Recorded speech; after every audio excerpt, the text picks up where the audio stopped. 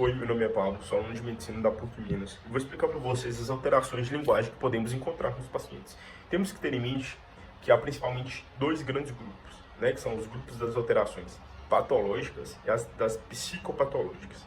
Começando então pelo primeiro, das alterações patológicas. O que é isso? A gente vai ter alteração cerebral e alteração, né, ou na fala ou na escrita, de acordo com o local atingido. Né, levando em conta, por exemplo, as afasias. O que são afasias? Afasias são alterações da fala do paciente. O paciente ele vai ter dificuldade de fala. Por exemplo, as duas grandes afasias mais conhecidas são a afasia de Wernicke e de Broca. A afasia de Wernicke, ela é uma lesão na área de Wernicke, no lobo temporal. O paciente ele perde a capacidade de compreensão da fala. Se você falar com ele, ele não vai te compreender direito. Ele consegue elaborar uma frase, né, mas sem sentido semântico. Por exemplo, o carro joga o lençol no copo d'água. Né? Não tem sentido pra gente. Agora, por exemplo, a afasia de Broca, lesão no lobo frontal, né, que é a afasia da expressão. O paciente ele vai ter dificuldade de se expressar. Ele vai falar, eu gostar água.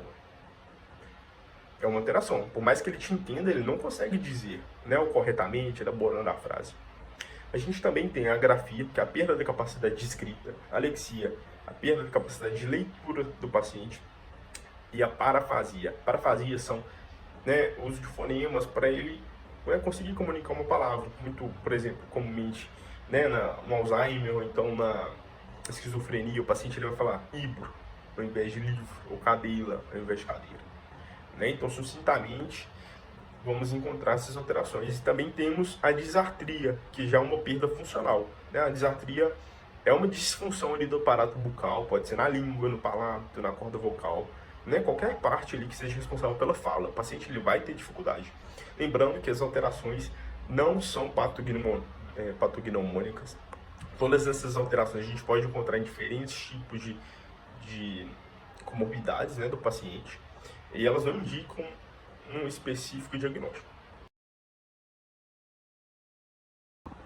Evidenciando agora as alterações da linguagem associadas a estados, né, ou alterações psicopatológicas, né, podemos citar a dislexia. O que é dislexia? A perda da capacidade de aprendizado, então a dificuldade de aprendizado. Né, muitas vezes ela é familiar. Né, a família, ela vem a família da criança, então do adolescente, então da pessoa, ela apresenta também o mesmo problema, né, que é essa perda.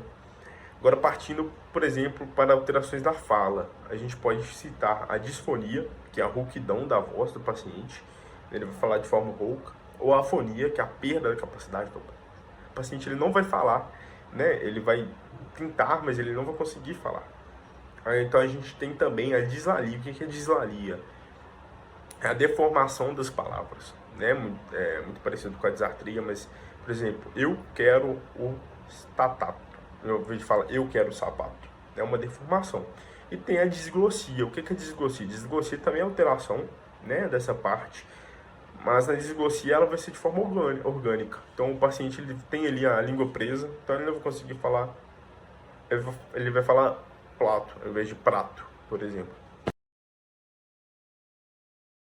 Evidenciando agora as alterações de aceleração da linguagem, temos a logorreia. A logorreia, o paciente ele vai começar a falar, e tendo a perda da lógica aí nessa fala. Então, por exemplo, pacientes de mania vão apresentar essa alteração. A taquifasia, né, que vai ser a fala acelerada sem uma perda lógica, e a loquacidade também, que é aumento da fluência verbal e sem a perda lógica também. Então, por exemplo, nessa loquacidade, o paciente ele vai começar a falar frases mudando de assunto sem perder a lógica.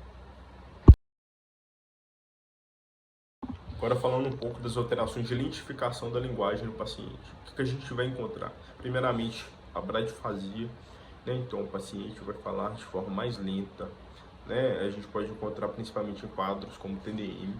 Mutismo, que é a ausência da resposta verbal, oral do paciente. Então você pergunta, o paciente não responde. Esse é um exemplo de mutismo. A gente tem também a ecolalia, você pergunta qual é o seu nome para o paciente. Ele te responde nome, nome, nome.